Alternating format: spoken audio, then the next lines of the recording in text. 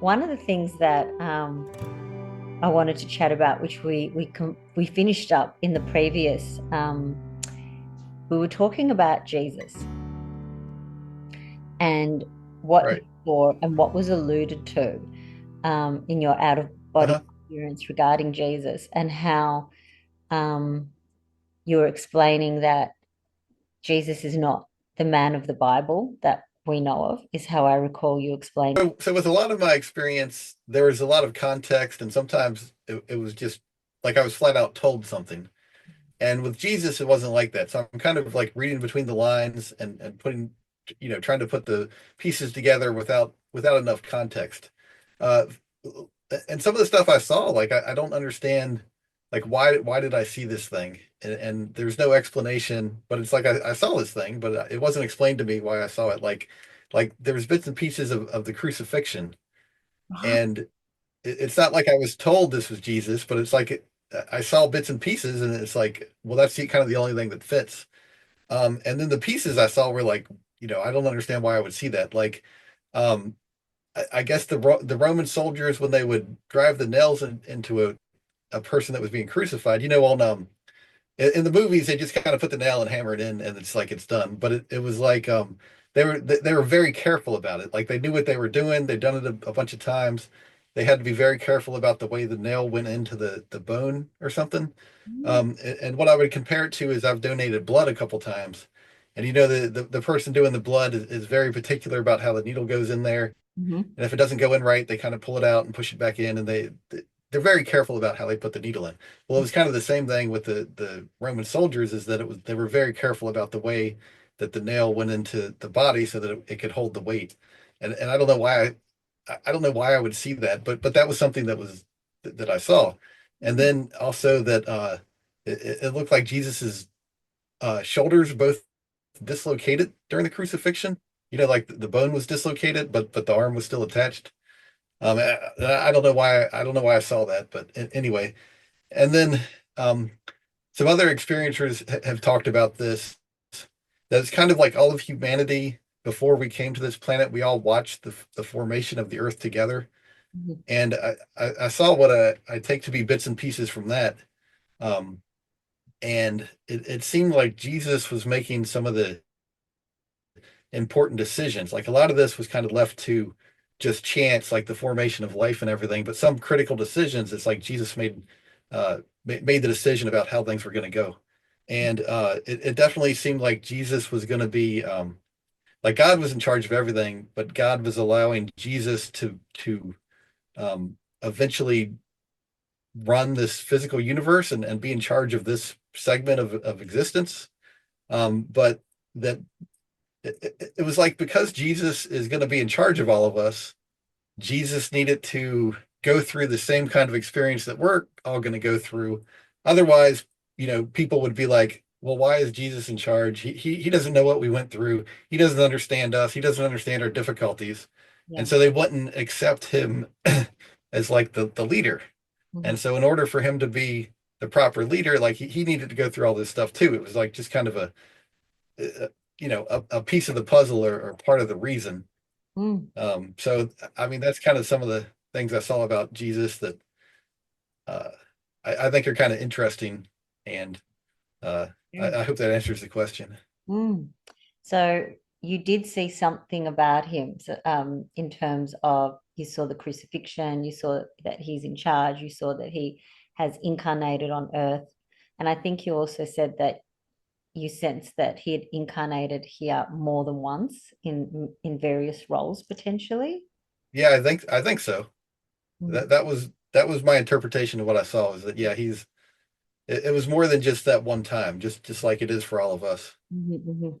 And that like he's putting forth effort to move humanity forward, kind of like everybody else, but I guess he's doing more than more than the rest of us. Yes. Do you think that Jesus is such an important figure and has been able to evolve to the level that he's evolved to, where he's in charge of planet Earth and maybe other planets as well, other physical planets, because he's been Right. around for so long? Or do you think there's something just more incredible about the way he was created? Oh, I think it's both. I think he's naturally at a higher level than the rest of us, but then he's also gone through the hard work, the difficult process that all the rest of us have gone through. And he's like naturally fitted to be our leader to begin with, but so that no one would question his authority, he has to go through it the hard way also. So he's got it like both ways, so that there's no question of his authority or his right or ability to lead us. Do you think that there are others like him as well? Yeah, I got the impression that there was others like Jesus's level, but that they're not coming to this physical universe. That was my interpretation of what I saw, is that there are entities or whatever Jesus is at that level, but they're not coming here. They're not doing the stuff that he's doing. They're I guess enjoying themselves with God. They're not going through this difficult experience. Yeah, That's how I interpreted what I saw. yeah. Thank you.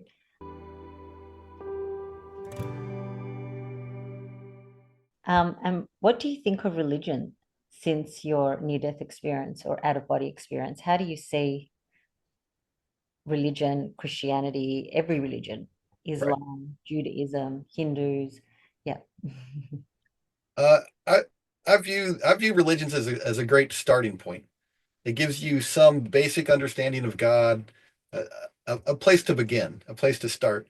But I think as people grow spiritually and they have better understanding, they learn more about how God works.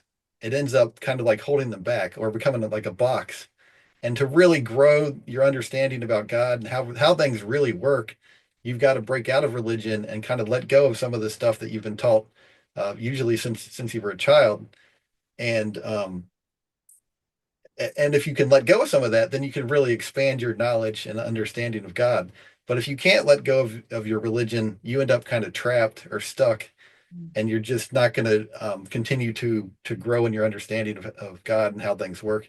And I think that's true with all the religions. I think they all have some pluses and minuses, um, and it's a great starting point. But if you can't let go of some of this stuff, you're going to be like stuck, and uh, your level of understanding isn't going to continue to rise. And you can see that if you talk to religious people, if you try to point out some stuff that maybe doesn't make sense in their religion or it's illogical, it's kind of impossible unless they're ready to let go of some of that stuff that they've grown up with.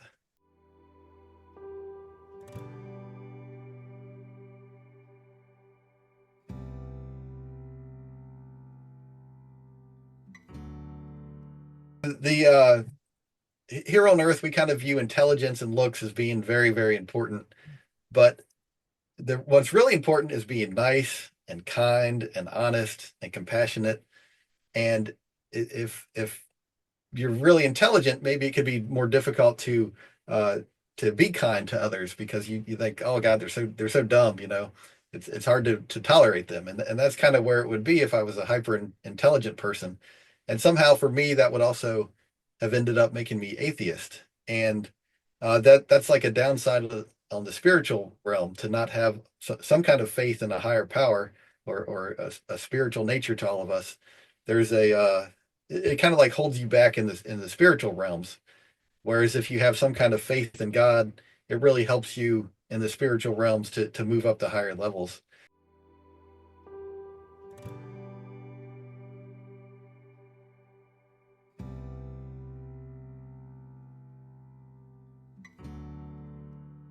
Kind of like prevent me from moving to higher levels and obtaining higher levels of happiness temporarily. But eventually I would overcome that. And all these atheists that we know, they're all going to overcome this. It's not going to hold them back forever. Sure, they're an atheist in this life, but in the next life or the one after that or the one after that, eventually they're going to have whatever level of faith they need or understanding they need so that they can move on to higher levels as well. Um, I'm sure I was an atheist in previous lives, and I may be an atheist in a future life. I don't know. But it's not going to permanently hold anybody back. It's not like a permanent risk. It's just a temporary setback kind of thing. Yeah. You were given these clips of where your previous lives were like, the roles that Right. you played. and also the in-between lives, the dimensions, the realms that you were Right. in post your physical incarnations. One of them was in a very confused place. It wasn't terrible, you described, Right. but it was confused and lonely because you had been an atheist in that previous lifetime. Right. Another one was a beautiful place where you understood it was a mid-range place. It was similar to Earth, Hmm. a lot happier and wonderful. No, there's another dimension that you were in, which was the City of Light, Yeah. where it was just incredible. So my question was, could now that you've been in the City of Light, could you still end up in a lower dimension because of an incarnation where you again forget and you again make some terrible errors, Right. mistakes, treat people badly, and you die with a mindset of negativity and anger and hatred. And then don't, it's not like a linear, I guess my question is it linear?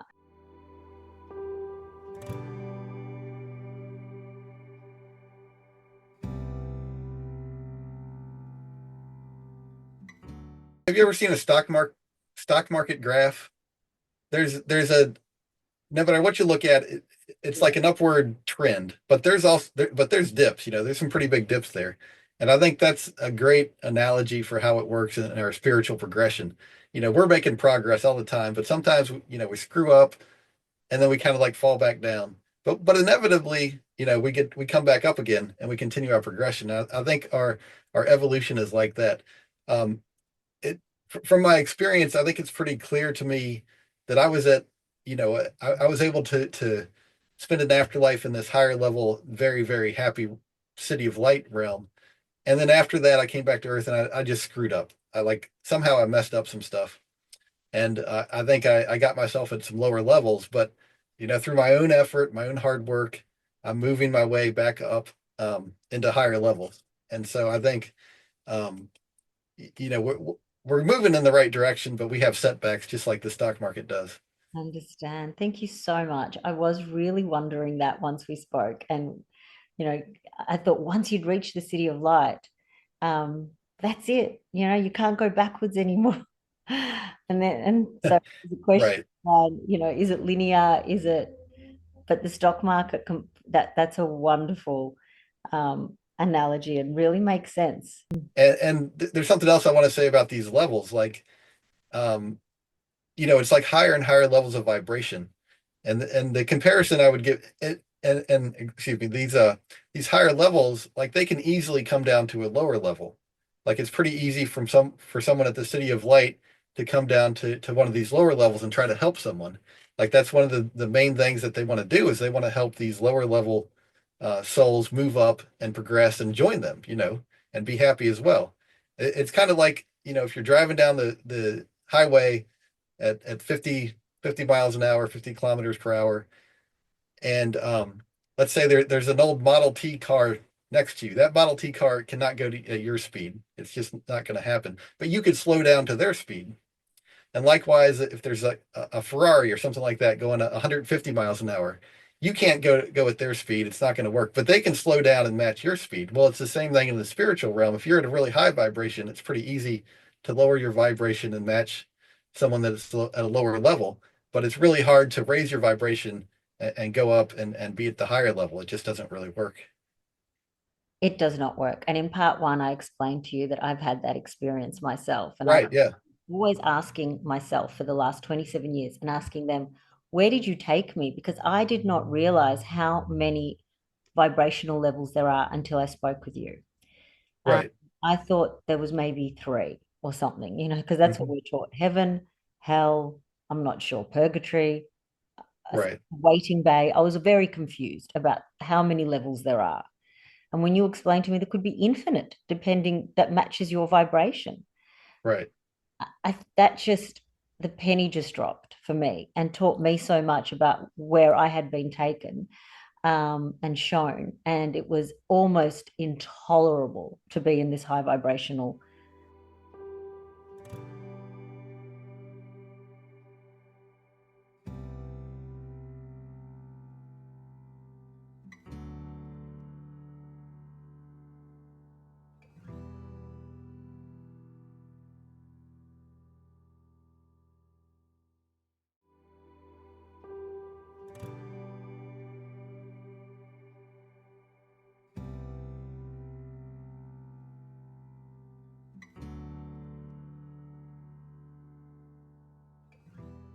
Uh, my understanding is you could evolve in the spiritual realms, but it's incredibly slow. Um, or you could come here and get it over very quickly. So that's the main reason that we come here is because you can learn so much so fast and just kind of get it over like ripping off a band-aid, rather than drag this out over thousands and thousands of years. You can just get this difficult stuff over very quickly and progress to the higher, happier levels and enjoy your existence. And so that's why we come here. It's kind of like if you have to dig a hole in your backyard, you could go out there with a teaspoon and it's real easy. It's real easy, but it takes forever. So no one wants to do that. Instead, you get a shovel, you do the hard work for a couple minutes and then you're done. And coming to this physical existence is kind of the same kind of thing. We're getting these difficult things out of the way, getting it over with quickly, and then we can move on and enjoy ourselves much faster.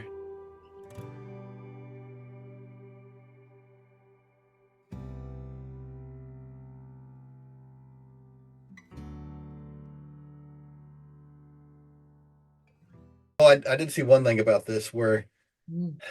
one person, um, they were at a level and they were going to have a child that had a mental health issue, but the soul that was in that child was at a higher level, but they came into a physical body that had a mental health issue, and the primary purpose of that life was to help this mother so that she could grow by dealing with the difficulties of her child, or the added complexities of dealing with a child with a mental health issue would raise her faster to higher levels. And I mean, that was just one case, but I think it's kind of like I was saying before, where there's a whole bunch of different reasons, and it's going to be different for every case, and it's not like there's one size fits all.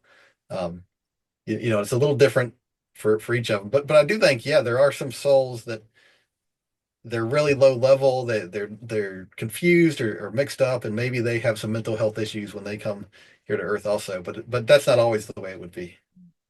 A lot of the time, it's a soul also making a sacrifice to, or if it's not even a sacrifice, Right, we see it as a sacrifice in our sort of 3D lenses on.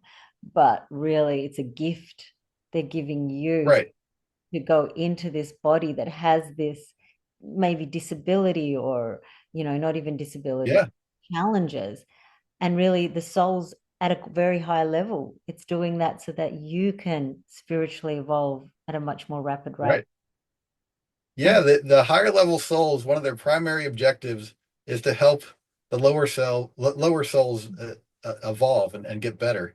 And coming here and being a person with a disability or a mental health issue or whatever, um, a lot of times it's a higher level soul here to help other people. Or I view it as a lot of it is a soul that really wants to progress faster. Like they're a hardworking soul. They want to get some extra benefit out of life, and so they're willing to take on an extra additional challenge in life. But they're going to reap the benefit from that. They're gonna have more spiritual advancement by going through these difficulties. Mm, But it's a mix. It's different for different people or different souls. of course.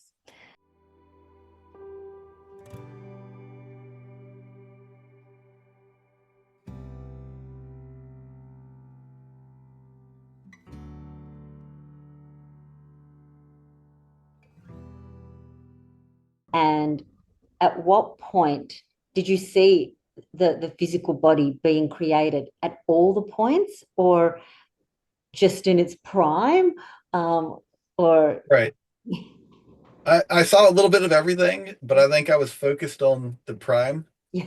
Um, like I basically I saw it all, but my main focus was on kind of the middle, I think. Mhm. Like just as an adult, like what kind of clothes I would wear, how I would look, how tall I was, how good looking I was, how intelligent I was, all these different things. But I could see the whole progression, all of it. Yeah. You would have seen the body being created and being the baby, the body that then grows into the teenager, the young adult, Yeah, the complete adult, the middle aged, yeah, and even an old person, like and even what as kind of we health problems am I going to have as an old person? All of that was pretty self-evident. right. But Well, but some of this, it was also interesting is that I recognized that some of those questions were going to be dependent on the kind of life I lived, the choices I would make, and all that wasn't completely known. Like, what kind of food am I going to eat? Am I going to eat a bunch of junk food? Am I going to eat healthy food or something kind of in the middle? And that would affect, my quality of life as an older person. Mm, And that was like I knew that, and I understood that. And so some of those decisions were going to be dependent on what kind of life I lived. And I understood all that and knew that it wasn't necessarily set. It was going to be dependent on, the decisions I made. And all of life was kind of like that, mhm. where it was dependent on the decisions I was going to make. But it's kind of like my guides understood the decisions I was going to make, and I was agreeing that they were going to help push me down a given path. So it kind of like all fits together. Mhm. I don't know if I'm describing it well, but No, but you um, are. You're um describing it perfectly. okay. In the spiritual realm, it's beautiful. It makes perfect sense. Yes. It's the proper balance of you have free will, but your guides are helping you, but you've made some agreements with others, and some of these agreements are stuff that like this will happen. So it all fits together perfectly. So our life has the proper balance of planning, and yet we still have free will. Mhm. Makes complete sense. I love the part though where you focused on your prime, even at as a spiritual being. Um, is there some kind of shallowness even on the other side? It's not just Yeah, it's not just on there's a earth. little bit of that. Like we don't want hardship. We want to be good looking and smart. Yeah. What? So there's some of that. Like I don't know if it's shallowness, but it's like we don't really want to have unnecessary suffering. We want to try Definitely, to get the enjoyment out of life that we can. definitely. There's benefit to a lot of these difficulties and hardships we go through, but at the same time, we're not really looking for unnecessary hardship. We're not trying to make this more difficult than it needs to be. Yeah. And that was pretty clear with the decisions I was making. Was like, I was trying to have a reasonably enjoyable life. Like I wasn't looking for extra hardship or difficulties.